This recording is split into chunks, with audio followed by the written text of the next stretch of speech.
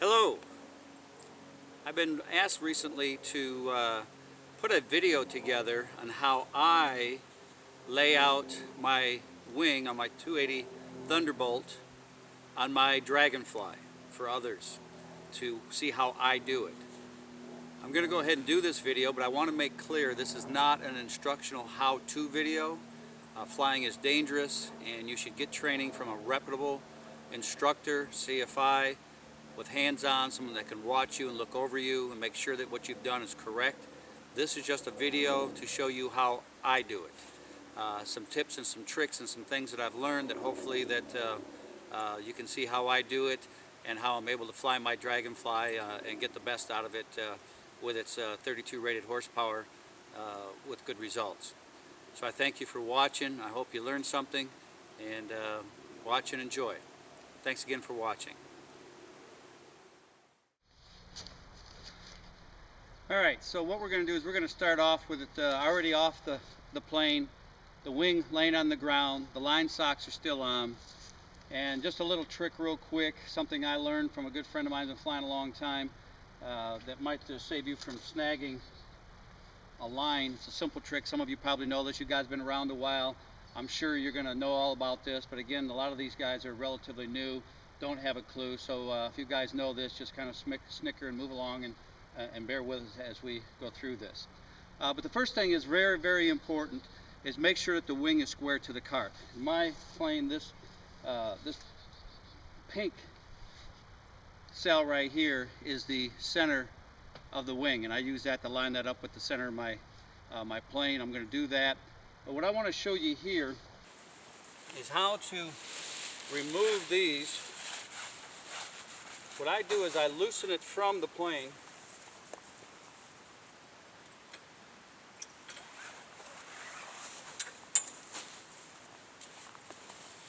Now, we've all been taught about putting your finger underneath there and all that sort of stuff to protect the line from the zipper.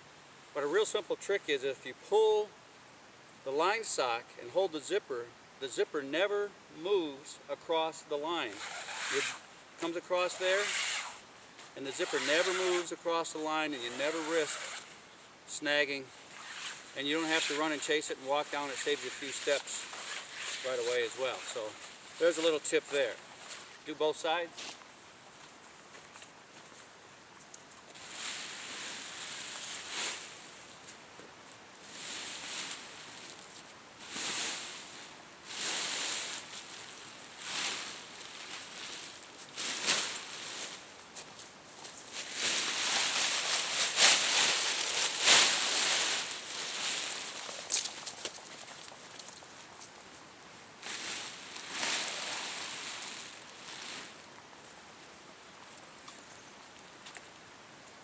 Now the next thing that I do is I got it relatively square and even. Now what I'm going to do is I'm going to grab the steering lines, and that'll square it up with the plane.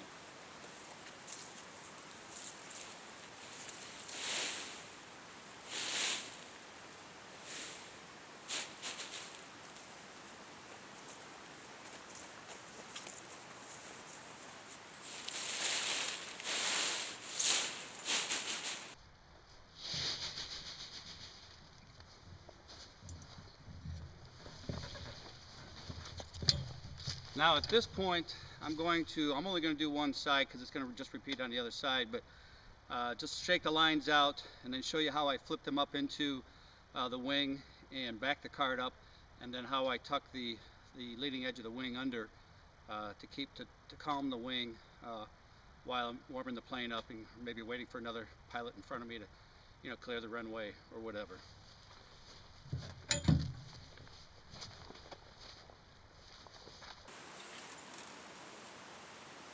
Separate them.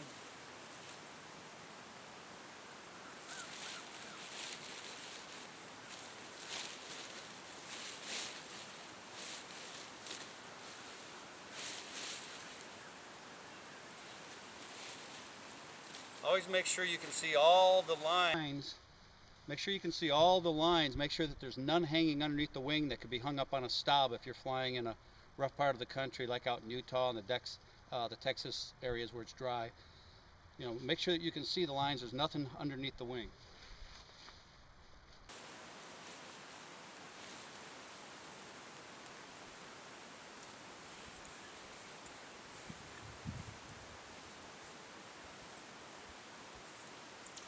Now this is where I flip the excess line into the wing. And then what I do is I give this a little twist and put this so it's on the outside, furthest away from the spinning propeller.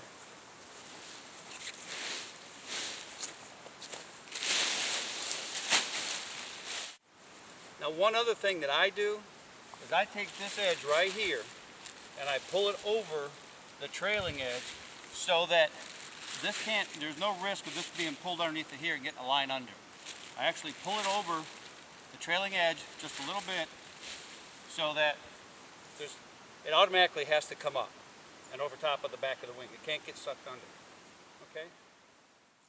Now in this part you can see how I start to flip the trailing edge or the leading edge under just a little bit. I don't stack it up on this particular layout. This is just a typical inverted layout.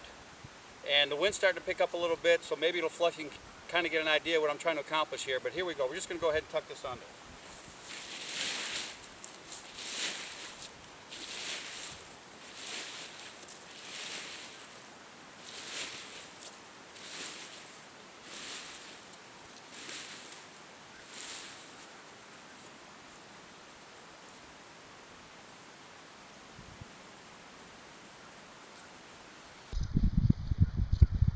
Now what this does, that keeps any wind from getting in there, makes it a little bit heavy right there because it's stacked up on top of itself, and it just calms the wing down.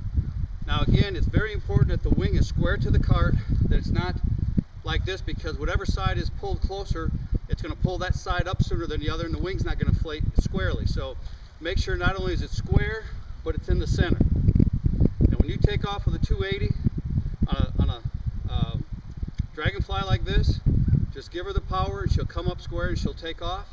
One last thing I'm going to show you here is I'm going to show you how I just back it up maybe about, I don't know, 12 inches or so, and continue to flip that extra slack in the lines in the wing here, in the fabric.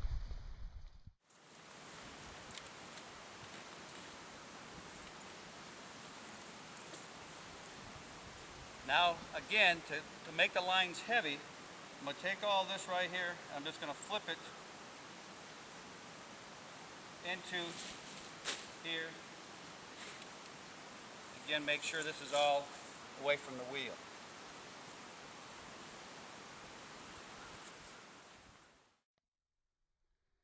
Alright, now here's a close look of how I lay the line in the cleat with the half twist that I mentioned. What I do is I want this steering line, the light line, right here next to the cleat on the outside with the riser on the inside. As you can see, it's got a slight twist in it. It comes down here. This is on the outside. And you can see with the lines flipped in there, they're heavy. They're not dangling, they're heavy. They're all heavy right there. I've checked my repeats to make sure that they're tight as well. It's always good to do that every time. Never assume nothing. Now what I was mentioning another time is this is how, if you're not careful, how you can get this steering line laid up in the CG bracket if you're not careful. This is the proper layout. But it's real easy for that to happen. And if you do, it'll pull that line tight and it'll affect your ability to put steering input. And once the plane is loaded, the wing is loaded, and you got the weight on there, this comes up, it's trouble. So always make sure that this is laying out here. You don't have any slack. Here's an example. That's trouble. That can get sucked up inside there.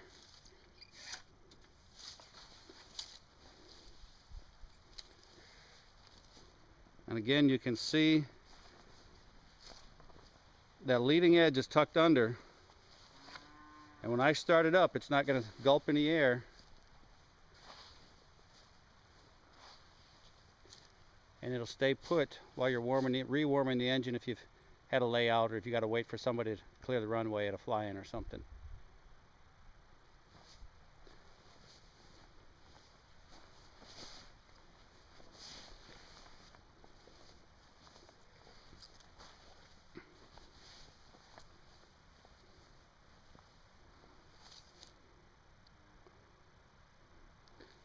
And we can see this got moved a little bit, so we're going to fix this. Again, we want that corner tip just pulled over a little bit so it can't get tucked under any of those lines. It has to come up first. It cannot get, can't get a line over by doing that.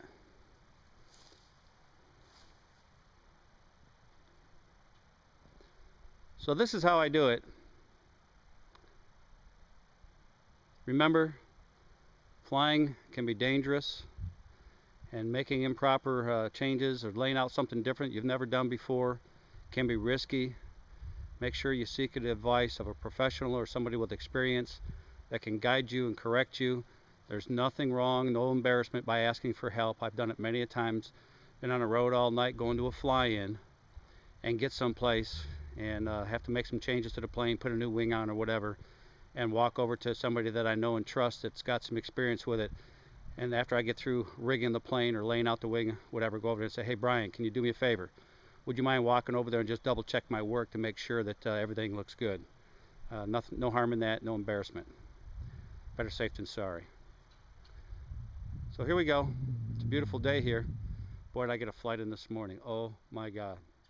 The mighty Dragonfly is flying off the hook. But thanks again. Enjoy. Fly safe.